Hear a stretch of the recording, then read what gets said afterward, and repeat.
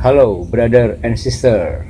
Konten kali ini gue mau ngebahas satu jenis narkoba yang mungkin sekarang sedang banyak mendominasi ya. Dilihat dari media yang gue baca, yang gue lihat. Tapi bukan berarti jenis narkoba yang lain nggak perlu diwaspadai, tetap yang lain pun harus diantisipasi. Jenis narkoba yang gue maksud sabu-sabu.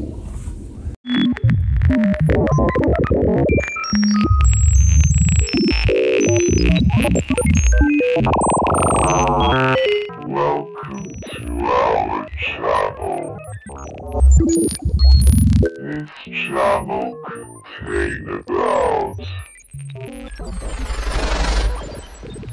music, drugs education, HIV/AIDS education,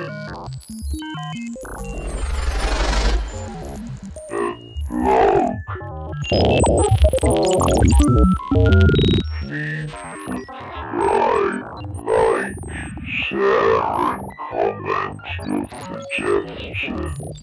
Thank you. Enjoy watching.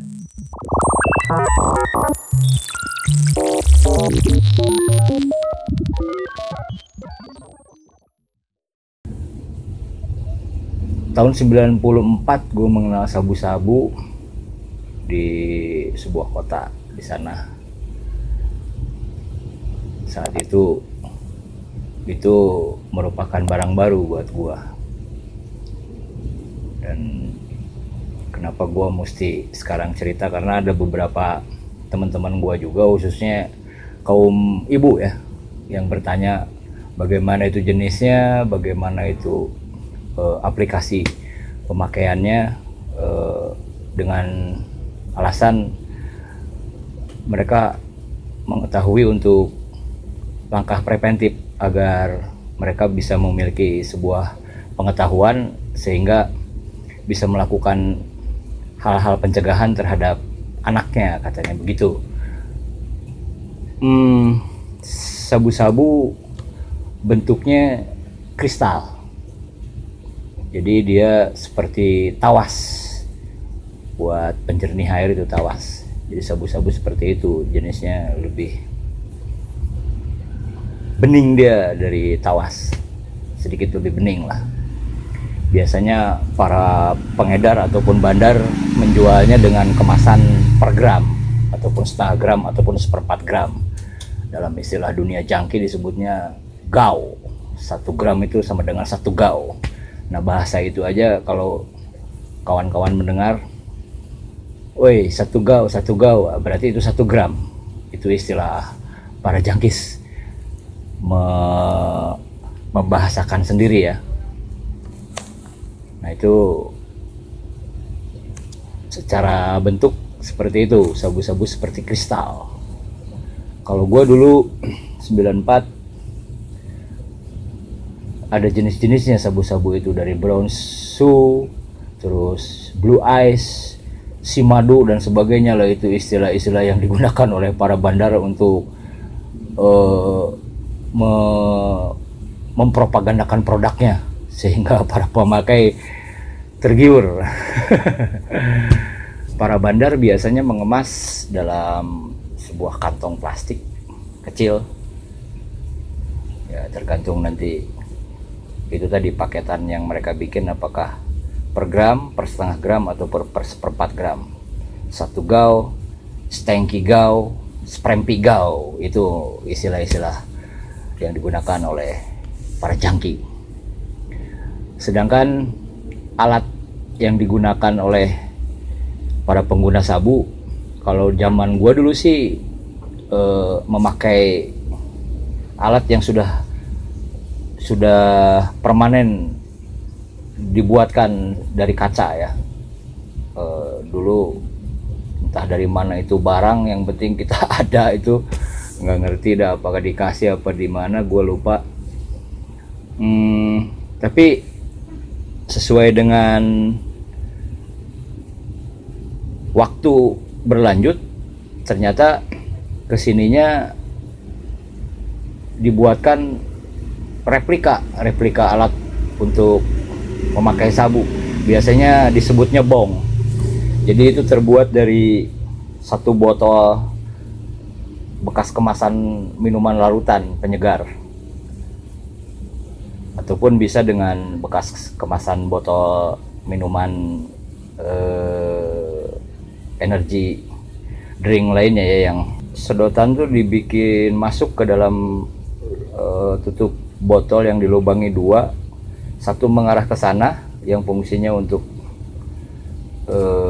masuknya nanti pembakaran asap sabu, satunya ke sini ke mulut kita, jadi buat ngisepnya.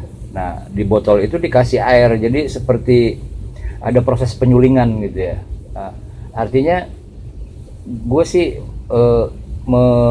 mengartikan sendiri bahwa betapa bahayanya sabu, sehingga dalam proses penggunaannya pun harus melalui proses penyulingan yang difiltrasi oleh air.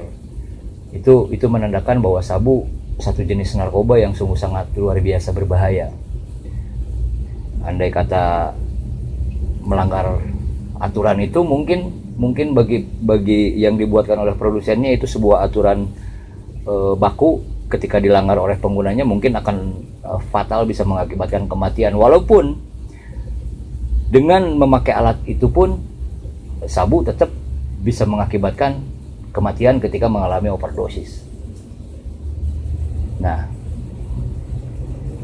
gue bercerita seperti ini tadi karena ada beberapa permintaan dari teman-teman, terutama yang mereka yang sudah memiliki anak remaja.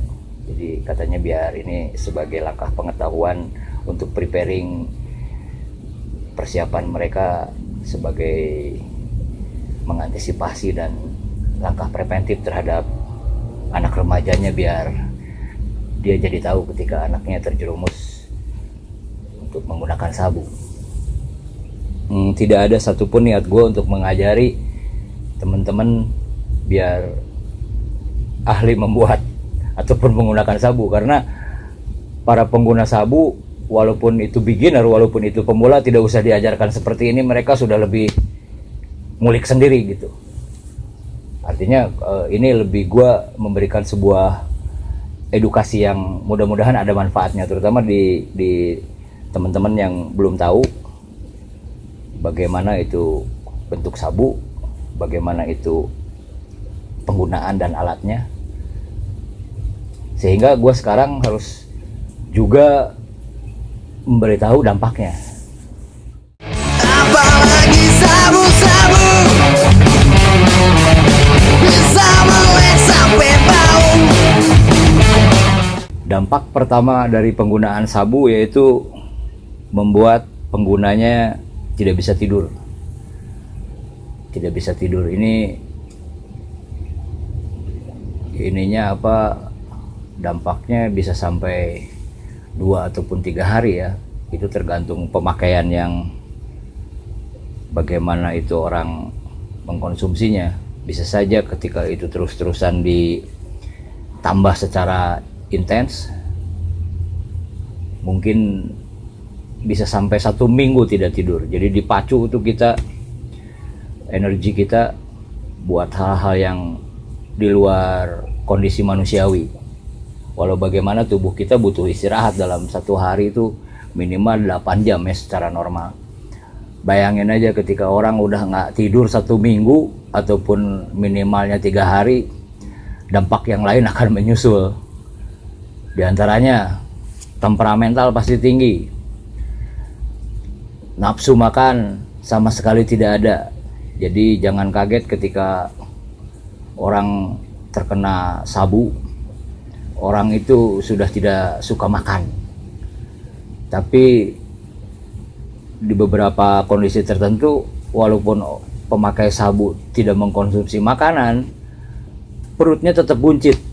Itu artinya metabolisme tubuh dia tidak bekerja.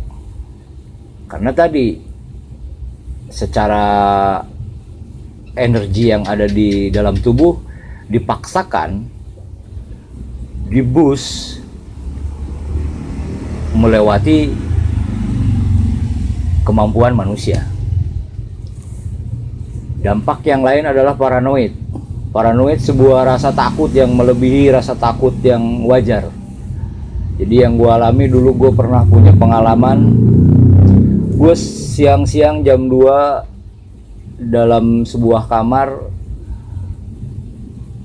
merasa didatangi oleh sebuah hantu yang berbentuk monster.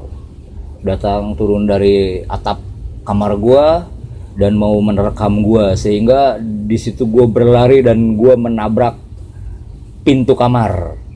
Nah, itu pertanda gue udah gokil. Gue udah nggak normal sebagai manusia. Nah, itu paranoid, ketakutan yang sungguh sangat berlebih. Dampak yang selanjutnya setelah paranoid, depresi. Depresi tadi, orang akan gokil karena depresi. Orang jadi gila. Orang jadi nggak nyadar bahwa dirinya adalah manusia yang diciptakan oleh Tuhan secara sempurna untuk menjalani hidup di kehidupan dengan metabolisme tubuh yang harus normal, dengan pemikiran yang harus normal, mental yang harus normal. Sama sabu semua itu lenyap. Dampak yang lainnya lagi mengenaan sebuah virus. Virus yang gue maksud virus HIV. Kalau dulu virus HIV menular lewat jarum suntik yang bertukar-tukaran antara sesama pemakai putau, antara jangkis, yang di dalamnya nanti ada darah yang menempel yang mengandung virus HIV itu lantas tertular kepada yang lain ketika jarumnya bertukar-tukar. Nah, ketika putau sudah tidak ada, konon sekarang kabarnya putau sudah tidak diproduksi lagi oleh produsennya, ya, oleh pembuat narkoba jenis itu. Dan sekarang banyak orang tidak menyadari bahwa sabu-sabu tidak menggunakan jarum suntik, artinya sabu-sabu tidak rentan menularkan HIV. Padahal akhirnya sama saja. Sabu-sabu mengakibatkan penularan virus HIV dengan cara yang berbeda tentunya, tidak melewati jarum suntik. Jadi sabu-sabu akan menularkan HIV melalui mental, melalui gangguan seksual, melalui pemikiran-pemikiran penyimpangan seksualitas. Cenderung orang yang memakai sabu yang kontinu, yang konstan, yang kondisinya pecandu berat sabu, pemikirannya secara seksualitas menyimpang. Jadi laki-laki akan suka laki-laki, perempuan akan suka perempuan. Nah, ketika ini gayung bersambut, akan terjadi sebuah aktivitas seksual yang menyimpang antara laki-laki dengan laki-laki. Di sanalah awal mula penyebaran virus HIV akan terjadi. Itu yang dimaksud sabu menyebabkan penularan virus HIV. Memang berbeda dengan putau yang melalui jarum suntik. Sabu menularkan penyakit HIV-nya melalui penyimpangan seksual. Nah, jadi dampak dari sabu-sabu sungguh sangat luar biasa mengerikan. Tadi gue bilang bahwa kita dibikin rasa manusiawi kita hilang, tergantikan oleh zat-zat kimiawi yang ada di dalam otak. Makanya sengaja pengalaman ini gue share biar kawan-kawan tahu lah ya. Sabu itu namanya aja sabu, singkatannya. Kalau gue analogikan, gue pribadi menganalogikan bahwa sabu hisap dan buang. Tidak pernah ada kata puas dengan sabu. Makanya dengan pemakaian yang konstan, dengan intens, mengakibatkan perubahan seksualitas yang akhirnya jeruk makan jeruk.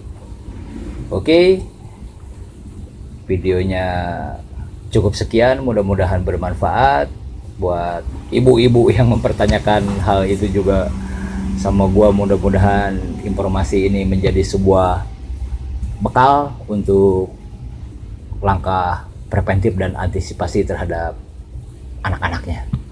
Semoga bermanfaat. Salam buat brother and sister, keep away from drugs. Assalamualaikum warahmatullahi wabarakatuh. Sampurasun, sampriazan.